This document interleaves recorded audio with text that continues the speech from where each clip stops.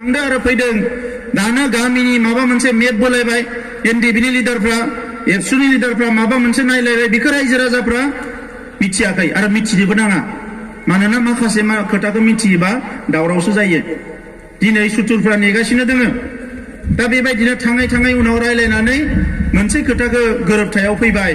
थिग दङ नोंथांमोननि लुबैनाय बायदि गामिखौ सोनो हागोन नाथाय माखासे गामिखौ दाननांगोन। जों नायबाय दानजायोना दानजाया बेखौ जों नायबाय नायै बिजिर नुबाय माखासेयाथ' दानजामारो नाङा फाङा जिनिर बायदि माखासेखौ जोङो दाफबना लानायसो जायनि थाखाय दिनै जोंनि सुबुं अनजिमाया खम होननानै सानफ्रोमबो रायजागासिनो दङ आरो बिनि थाखायनो आलादा रायजोखौ मोना होननानै बखिगासिनो दङ। अब्ला जों आरो खाबु मोनसे लाबावबाय रिक्सि खिन्थु खामानिया थेवबो मोनसे खाबु दङ। जुदि बिथांमोना बुंनायावनो बेखौनो दहाय लानानै माखासे गामिखौ जुदि दानना हरनो हायोबा जेराव जोंनि मानसि गैया अब्ला जोंनि सुबुं सानखोआ एसेबाबो बारायगोन आरो माखासे गामिखौ जोंहा सानजाहा सोनो हायोबा अब्ला जोंनि सुबुं सानखोआ आरो बारिबावगोन। जायफोरखौ जों दानना हरगोन बिसोरजों हाया बारा थांफानाय नङा मानोना बिसोर गामि दाबसेयावनो रोजा थायो नाथाय जिखिनियाव सोगोन जोंहा बेयाव हाखौ बिराद बुरजा मोनगोन मानसिया खिन्थु जोंहा खम। बेफोर प्रेक्टिकेल रायजोफोर दा बेखौ नायनानैसो जोङो साननाय जे आलादा रायजोखौथ' माने बे जोंनि बिखा बिख्लोनिनोखा बेखौ रावबो दावखानाय नङा। नाथाय नैबे फर्मुलाजोंनो दावखोलांनानै जेरैखि जाया जुदि जोङो नैबे खामानिखौ मावना लानो हायोबा दाननाय आरो सोनाय आरो जोंनि सुबुं सानखोखौ 60निफ्राय 70 खालामना लानो हायोब्ला गाबोनो सोरबाया बुङोबा नोंथांमोना मानो बिखौ नायगिरदो होमबा जोंनि गाबोन आंनि फंबाया आंनि बिनानावा जाय राजा लामायाव थांगोन दिल्ली दिसपुराव थांगोन बिखा बुना बुंनो हागोन जों दायो 70% जोंनो हगारना हो बे ओनसोलखौ। नैबे खामानिखौसो जोङो मावनो नाजादों आरो बेखौ नांलायनानै खमलायनानै बुलायनानै मावनो हानाय नङा रायजोफोर। 2008 मायथाइयाव जाबाय दायखौ जोंनो जाबसिन नागिरबाय जेरैखि जाया दायखौ जों मालायनो हरबाय। 2012आव जाबाय दायखौ जोंनो जाबसिन नागिरबाय जेरैखि जाया जोंखौ हारसिं खालामनो नागिरदोंमोन मिडियाफ्रा नोंथांमोना नुदों लेखा गोरोंफ्रा सान हर जों बोरैबायदि माने स्टेन्ड लानो गोनां जादों नाथाय जोंनियाव दायखौ जाबसिननो हायाखिसै। बेसेबा बुरजा केस होबाय जोङो बेखौबो जेरैखि जाया सौसिबाय नाथाय बेजों बै फर्मुलाजों बेयो जाया। ओंखायनो बिथांमोना जेरै लुबैयो जोंबो बेबायदिनो मावनांगोन नाथाय हारिनि खोथाखौ बावनानै नङा। दिनै नोंथांमोना साननानै नाय 1985 मायथाइयाव आसाम एकर्ड जादों 1985 मायथाइयाव 35 बोसोर जाबाय। 1985 मायथाइनिफ्राय आसाम एकर्डआ दिनैसिम माखासे क्ल'जआ दाबो इमप्लिमेन्ट जायाखै बाहायजायाखै सोमावसारगासिनो दङ फरायसा आफादा बिथांमोननि दिनै गाबोन समफोर राजा लामायाव बायदिसिना नैखो बाहायजानांगोन जोंनि हारिखौ दिनै बयबो सोमोनांदों। जोङो बिथांमोननि बायदि नेनानै थायाखै। 93 मायथाइयाव गोरोबथा जादों गोरोबथाखौ नुहुरखाबाय बेजों जाहैनाय नंला 92 मायथाइयावनो गारनानै आरो सोमावसारदों आरोबाव फिन 92निफ्राय सोमावसारनानै 2003 मायथाइयाव गोरोबथा जाबाय। नायबाय जे बेजों मा मोनखो मा मोनाखै जोंनि गांनाय उखैनाया सुफुंजायाखै जोङो लोगो फैनानै 2010 मायथाइनिफ्राय सोमावसारफिनबाय आरो 2020आव दिनै जोंहा मोनसे गोरोबथा जाफैबाय। थारमाने बिथांमोना बे 35 बोसोराव खेबसे गोरोबथा जाबाय जोंहा खेबथाम गोरोबथा जाबाय। बेखौनो भाइब्रेन्ट ससाइटि होननानै बुङो। भाइब्रेन्ट जोङो ससाइटिया भाइब्रेन्ट जानांगोन। मोनसे खोथाखौनो लानानै हमथाबाय थानाङा। अबंलावरिया बुंदोंनो नोंनो मोनसे दरजाखौ माने गेङाबा नक खामबाय था मोनसे नङा मोनसे दरजाया गेंगोन आरो नोंखौ मालाबाबो अबंलावरिया थैनो होनाय नङा। नाथाय नों जेला आदुवा बायदि मोनसे दरजाखौनो बुबाय थागोन बे दरजाया गेङा नोंहा समाबो ओरैनो थांगोन आद्रि जागोन आखायाबो नोंहा दुखु मोनगोन गासैबो स्ट्रेस जागोन। दा नंखायनो रायजोफोर जोंनि लामा हान्थिनाया गोरोन्थि लामाजों थाङाखै जोङो थार लामाजोंनो फैदों। दा दिनै जोंनि फंबाय बिनानाव जायफोर जोंनि रायजो राजाफ्रा लुबैदों जे गामिया हाबनांगौमोन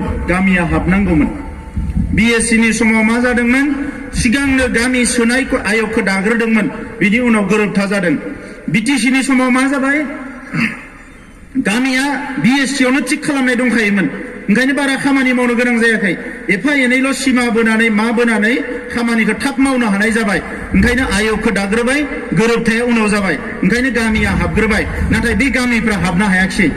बै समाव बै जोंनि लिडारफ्रा जानो हागौ सौनाय नायदोंमोन खेबसे सौबाय खेबनै सौबाय जिला गोरा मोनबाय गारनानै दोनबाय बिसोर दे सौला जों होननानै नाथाय जों गाराखिसै सौथाबबाय थाबाय जोङो गेङागोमानि दरजाखौ बिखौ सौलाय नाथाय बिथांमोना दरजाखौ खेङाबाबो खिरखिखौ खेंना होनो गोनां जाबाय खिरखिजोंबाबो जों हाबबाय जे गामिखौ सोनांगोन खिरखिजोंबाबो बेनो नैबे गोरोबथायाव लिरनाय दङ जों नागारनो मोननाय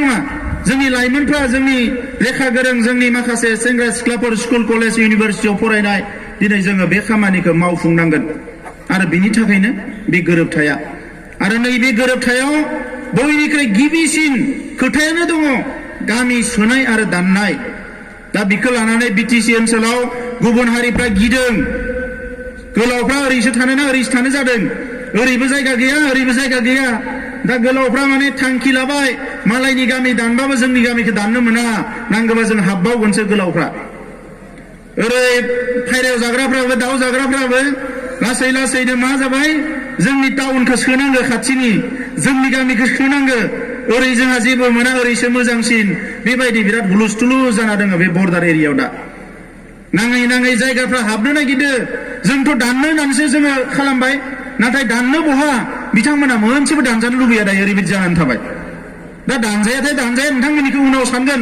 सोनायखौथ' जोंखौ सोनो हो नैबे लाइनाव जोङो थांनो गोनां जागोन दायो दा रायजोफोर गोरोबथा खालामनायनि सिगाङाव सोमावसारनाया गोब्राब सान्दुं अखा बायदिसिना थासारि पुलिस मिलिटारि सोमावसारखांनानै टेबोलाव गभर्नमेन्टजों रायलायनाया आरो गोब्राब नाङा फाङा नांलायनो गोनां जायो लोङा जायानो सोरबा लोंना जाना नांलायनायाथ' थिगानो दोङो लोङा जाया नांलायनो गोनां जायो नाङा फाङानो आसि थुयै गाबनो गोनां जायो टेबोलाव बिखौ गैयाबा जाला बिखौ नङाबा जाला माने बिराद आरो आंथ' आंनि आखला माने नांलायनाय नंखाया नांलाय खमलायखौ आं बिराद गियो दा आं बायदि मानसिनि थाखाय आरो गोराबाव नांलाय खमलाया नाथाय हारिनि खोथा फैनाय लोगो लोगो आंनियाव माबा मोनसे सक्ति फैयो आं नांलायनो हानाय जायो हारसिंनि थाखाय आं नांलायनो हाया नाथाय हारिनि थाखाय नांलायनाय लोगो लोगोनो आंनियाव माबा मोनसे गोहो फैयो गोरबोआव अबंलावरिया हरनाय नोंथांमोननि अननायजों मोननाय आङो बै समाव नांलायनो हानाय जायो दा बेबायदिनो जोङो नांलायबोदों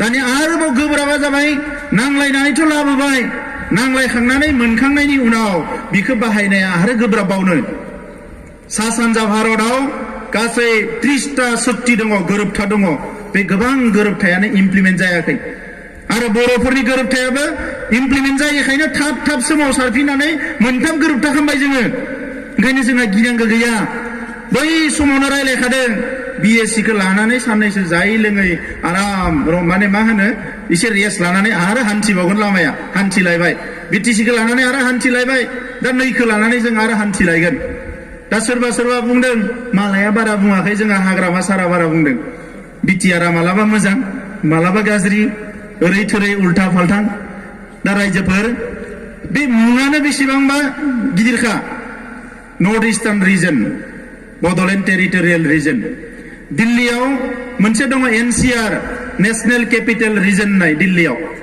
बियो रावनिबो मुं गैया नाथाय जोंनिया गावनि मुंजोंनो जाखानाय बड'लेण्ड टेरिटरियेल रिजन बे जानाय लोगो लोगोनो गोसो बायदि लासै सिमाखौ सानजा सोनाब खोला नारबाय थानो हागोन आरो बे रावनिबो सिङाव नंला बियो उदां संबिजिर हिसाबैसो दिनै जोङो सोरनिबा सिङाव दङ नाथाय उदां जानो हानायनि लामाया बेवहाय रोखा जाबाय ओंखायनो दिनै मुलुगनि गिदिर स्कलार्सफ्रा इन्डियानि जोंखौ बुंदों जे नैबेयाव खिन्थु नोंसोरो गभर्नमेन्टखौ जियाव खोख्लैनो हाबाय होननानै आलादा रायजो होआ होननानै ओरैबायदि मोनसे मुं होनो गोनां जाबाय जाय जिनिसानोखि आलादा रायजोल' नंला बियो सा सानजाखौनो मोनसे रिजनसो होनो आरो नोंसोर हारसिंनो मोनसे रिजन मोनबाय बे माने गोरलै खोथा नङा दा जोंहा सोरबा लेखा मोजां फराया स्टाडि खालामा नालाय ओंखायनो बिखौ मा मोनखो मा मोनाखै बिखौ बुंनो नागिरा दा जियानो रायजोफोर मावना लांनो हायाबा मोजां जानाय नङा मोजाङै मावना लांनो हायोबा मोजां जागोन बियो नङा होमबा दा बिनि अनगायै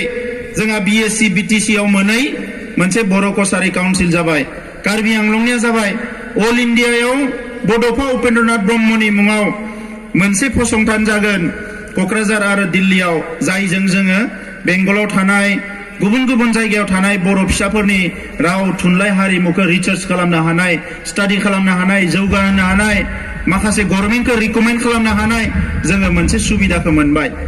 बेजोंनो रांखान्थिया थोंजोङै फैनायनि लामाया गेवबाय। दिनै बिथांमोना आर्टिकेल 280 बिनि गेजेरजों जेरै पन्सायतआव मिउनिसिपालिटियाव रां फैयो बे लकेल बडिफ्राव फैयामोन अट'नमास काउन्सिलफ्राव बेयो 125th एमेन्डमेन्टनि गेजेरजों जासिगोन। एमेन्डमेन्टआ जागोनखाय जोंनिखौबो बेयावनो सोदों, नाथाय एमेन्डमेन्टआ जायाब्लाबो थोंजोङै जोंनो होनायनि थाखाय गभर्नमेन्टआ रादाय होखानो गोनां जादों। थांनाय खनसेयाव जोंनिया बयनिख्रुइ गिनाय सुथुरा मा टफि गोजाफोरखौ जों बिराद गियो, फाख्राफोरखौ नङा होमबा, नायगार बुयोबो नालाय जोंखौ। दा जोङो बे टफि गोजाफोरखौ एसे एनै बाहायनो हानायनि गोहोखौ मोनबाय। जोङो गोसोबानो होखारनो हासिगोन, गोसोबानो लाबोनो हासिगोन। सोरबा टफि गोजाया जोंनि सायाव दादागिरि खालामबाय, नोंखौ गाबोननो खार होनबा खारनांसिगोन बियो, अखानायै फै होनबा फैनांगोन। डिसिखौ जों बाहायनो मोनामोन, दिनै डिसिखौ बाहायनो हानायनि गोहोआ फैबाय जोंहा। हा हुनि जेंना माबा जेंना बे गासैखौबो जोंनि बायदि खालामनांसिगोन डिसिया, मानोना रेभिनिउआ जोंनियावनो फैखानाय साबजेक्ट। बै समाव रेभिनिउ गामि सोनायनि खोथा रायलायबाय थादोंमोन। रेभिनिउ खोथाखौ मेनसन खालामोबा जोङो हादाना हाबनो हाया, ओंखायनो रेभिनिउ सोदोबखौ दानहोबाय जोङो।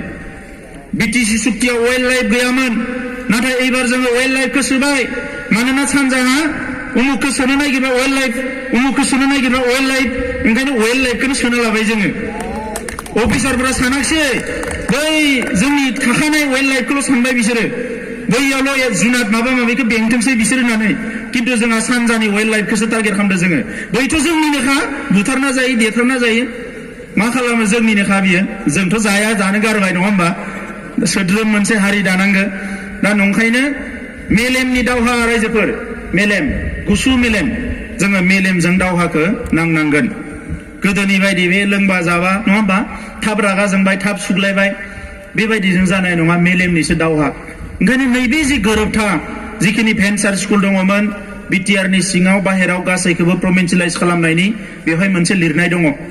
आरो बाहेरानि हा, जायफोर हाया बेल एन्ड ब्लकआव गोग्लैया, बै हाफोरखौबो ट्राइबेल मानसिफोरनि मुङाव जेरैखि जाया रिजार्भेसन थानांसिगौ, प्रटेक्टेड जानांसिगौ होननानै बेवहाय मोनसे क्लज लिरनाय दङ, जाहाथे जोंनि हाखौ मालाया गोसोबायनो जानला मानला खालामनो हाया। दा बेबायदि बिराद गिदिर मोनसे पेकेज बियो। सोलोंथाइनि फसंथानखौ गहपुरसिम सोजोबदोंमोन जोङो। गहपुरावबो दङमोन, सिंलिमारियाव दङमोन, ओरै माने भालुकपुङाव दङमोन, जेरावबो दङमोन। उनाव जोंहा हारसा अफिसारफ्रा नुबाय नालाय, बैफोर जायगाखौ मिथिगो, बुजियो, जायखौ मिथिगो बिसोरो बेखौ दानबाय, बिसोरो सोथ'वाखैबा दानो होनाङा होननानै जायगानि नामखौ दानबाय। सिंलिमारिया थालांबाय, बुजियाखिसै बिसोरो। सिंलिमारिया बर' गामि होननानै सानबाय नालाय, सिंनिसो ना सानैसो, सिंलिमारिया थालांबाय।